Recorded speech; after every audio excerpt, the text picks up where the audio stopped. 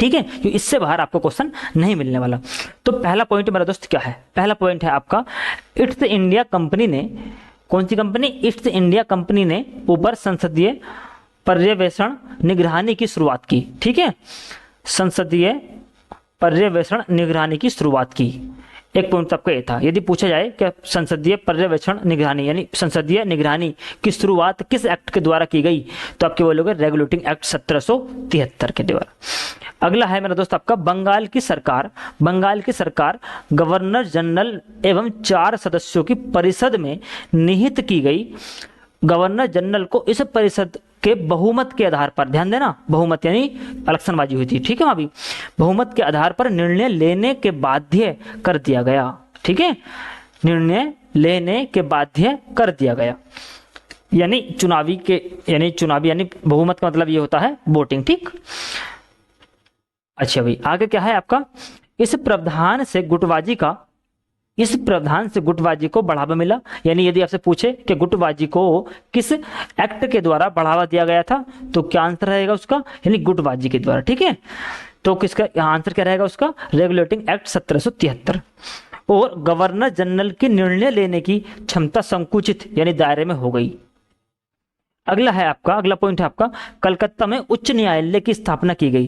तो पूछे जाता है, कई बार क्वेश्चन ये पूछा गया है आपसे, मोस्ट कर लेना इसको, कि कलकत्ता में उच्च न्यायालय की स्थापना किस एक्ट के द्वारा की गई थी। तो कलकत्ता में उच्च न्यायालय की स्थापना रेगुलेटिंग एक्ट 1773 के द्वारा की गई थी, और जिसके मुख्य न्यायाधीश लॉर्ड इम्पे थे। कौन थे, लॉर्ड इम्पे थे। कौन, लॉर्ड इम्पे, याद रखना क्योंकि ये भी कई बार आपसे इनका नाम भी पूछा गया है। आगे है मेरा दोस्त आपका अगला Pitt's India act 1784। Pitt's India act 1784, देखो भी आगे देखो जरा, रेगुलेटिंग एक्ट की त्रुटियों और ब्रिटिश राजनीतिक की तात्कालिक आवश्यकताओं के कारण पिट्स इंडिया एक्ट पारित करने की आवश्यकता हुई। यदि पूछे कि पिट्स इंडिया एक्ट को पारित यानी लाया क्यों गया, तो आपको आंसर देना है या याद रखना है कि रेगुलेटिंग जो एक्ट आया था इससे पहले 1773 में, उसमें कुछ कमियां रह गई थी, तो उस कमियां को पूरा करने के लिए ये, ठीक है, तत्काल, क्योंकि 73 में आया था, ये 84 तो जल्दी आ गया, क्योंकि 20 साल में लगभग ये भेजा जाता था, लेकिन कब भेज दिया, 84 में। ठीक है, तो फिर से इंडिया एक्ट पारित करने की आवश्यकता हुई और इसलिए भेजा गया। अगला पॉइंट मेरा दोस्त क्या है आपका, इस एक्ट ने ब्रिटिश सरकार को भारत में कंपनी के कामकाज और उसके प्रशासन पर सर्वोच्च अधिकार दिए। ध्यान दो जरा, इसको दोबारा सुनो, यानी इस एक्ट के द्वारा ब्रिटिश सरकार को भारत में कंपनी के कामकाज, यानी भारत में कंपनी के कामकाज और प्रशासन पर सर्वोच्च अधिकार दिए। ठीक है भाई, ध्यान देना इस बात का। और ये मेरे दोस्त आपको याद रखना है, बस यहाँ से क्वेश्चन नहीं आएगा, लेकिन ध्यान से सुनो जरा, कितनी अच्छी बात लिखी हुई है ये। कुछ अज्ञानी भारतीय ब्रिटिश राज्य के पक्ष में यह तर्क देते हैं कि अंग्रेजों के कारण भारत में आधुनिक संविधान की नींव रखी गई।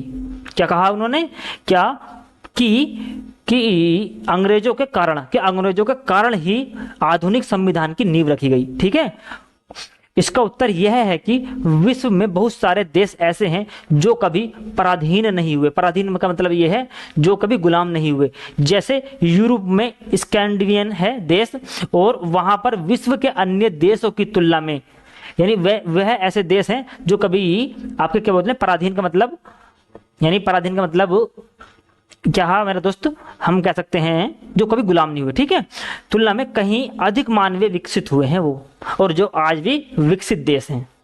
तो ये कोई मुख्य कारण नहीं था। चलो इसके बारे में ध्यान देना, जरा सोचना खुद ही बैठकर। आगे देखते हैं जरा क्या कहता है। अगला पॉइंट आपका, ब्रिटिश सरकार ने 6 सदस्यीय, ठीक है, नियंत्रण बोर्ड, कौन सा था, बोर्ड ऑफ कंट्रोल, नियंत्रण बोर्ड ऑफ कंट्रोल की स्थापना की गई। तो ये क्वेश्चन मेरे दोस्त सबसे पूछा गया है कि बोर्ड ऑफ कंट्रोल की स्थापना किस एक्ट के द्वारा की गई। तो ध्यान देना इस बात को, पिट्स इंडिया एक्ट 1784, जिसके 2 सदस्य ब्रिटिश कैबिनेट के सदस्य थे, जिसके 2 सदस्य ब्रिटिश कैबिनेट के सदस्य थे। आगे है मेरा दोस्त आपका, नियंत्रण मंडल के सदस्यों की संख्या 4 से घटाकर 3 कर दी गई। नियंत्रण मंडल के सदस्यों की संख्या घटाकर 3 से 4 तक कर दी गई। तो आपसे कभी क्वेश्चन पूछेगा कि किस एक्ट के द्वारा नियंत्रण मंडल के सदस्यों की संख्या 4 से घटाकर 3 कर दी गई थी, तो पिट्स इंडिया एक्ट 1784।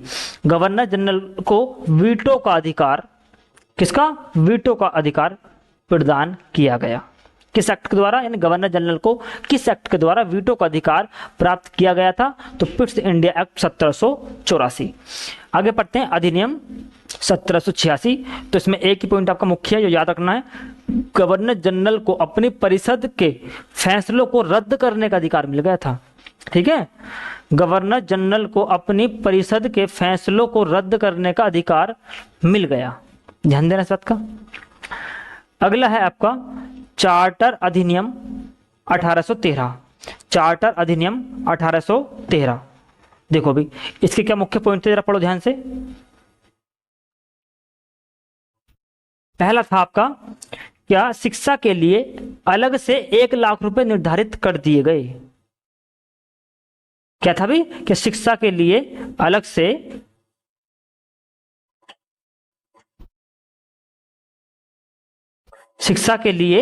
अलग से 1 लाख रुपए निर्धारित कर दिए गए।